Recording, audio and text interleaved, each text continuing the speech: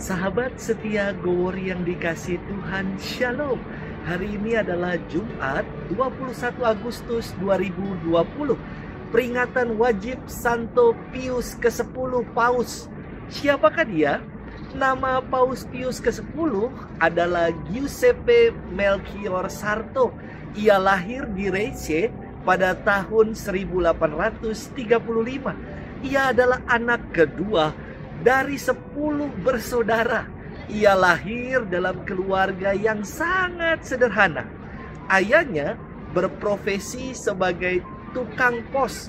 Meski miskin, orang tuanya sangat menghargai pendidikan dan Giuseppe adalah anak yang pandai.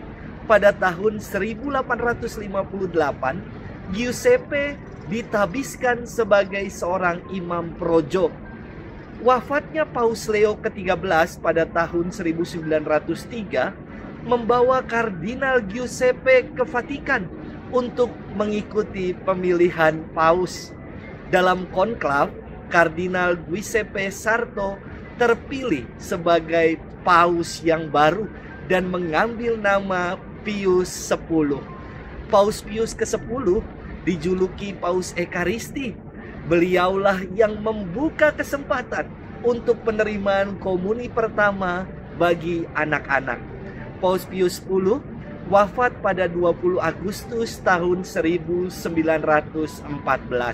Mari saudara-saudariku, kita siapkan hati kita untuk bersama-sama mendengarkan firman Tuhan yang diambil dari Injil Matius 22 ayat 34 sampai dengan 40. Haleluya, haleluya, haleluya. Tunjukkanlah lorongmu kepadaku ya Tuhan. Bimbinglah aku menurut sabdamu yang benar. Haleluya, haleluya, haleluya. Tuhan bersamamu dan bersama rohmu. Inilah Injil Yesus Kristus menurut Santo Matius, dimuliakanlah Tuhan. Ketika orang-orang Farisi mendengar bahwa Yesus telah membungkam orang-orang Saduki, berkumpullah mereka. Seorang dari antaranya, seorang ahli Taurat, bertanya kepada Yesus hendak mencobai dia. Guru, hukum manakah yang terbesar dalam hukum Taurat? Yesus menjawab, kasihilah Tuhan Allahmu dengan segenap hatimu, dengan segenap jiwamu, dan dengan segenap akal budimu. Itulah hukum yang utama dan yang pertama. Dan hukum yang kedua yang sama dengan itu, ialah kasihilah sesamamu manusia seperti dirimu sendiri. Pada kedua hukum inilah tergantung seluruh hukum Taurat dan kitab para nabi. Demikianlah Injil Tuhan, terpujilah Kristus. Sahabat setia Gowor yang dikasih Tuhan, Shalom. Suatu ketika saya diundang untuk menjadi pembicara dalam suatu seminar. Ada umat yang bertanya demikian, Romo, ada firman yang mengatakan bla bla bla. Menurut para ahli kitab suci dijelaskan demikian, Romo. Dan dalam bahasa Latin disebut ini. Apakah Romo sependapat? Jawabannya gampang. Tinggal bilang saja sependapat atau tidak sependapat. Karena orang ini sebenarnya bukan mau bertanya karena tidak tahu. Ia hanya mau pamer pengetahuan dan eksistensi dirinya saja. Sahabat setia Gowor yang dikasih Tuhan, hari ini kita mendengar ada 3 kelompok masyarakat yang disebut secara berurut-urutan di dalam firman hari ini. Kelompok yang pertama adalah kelompok orang-orang Farisi, yakni kelompok masyarakat penganut murni agama Yahudi. Kelompok ini memusatkan perhatian pada masalah agama, menjalankan hukum Taurat secara rinci dan cermat. Kedua adalah kelompok orang-orang Saduki.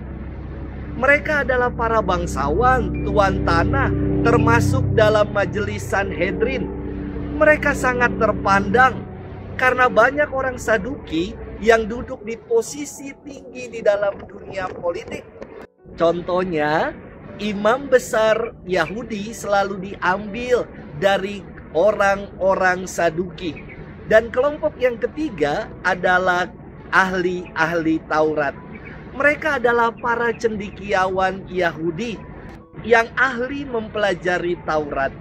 Ahli-ahli Taurat juga termasuk dalam bilangan Majelis Sanhedrin yang merupakan majelis agama tertinggi yang terlibat juga secara politis.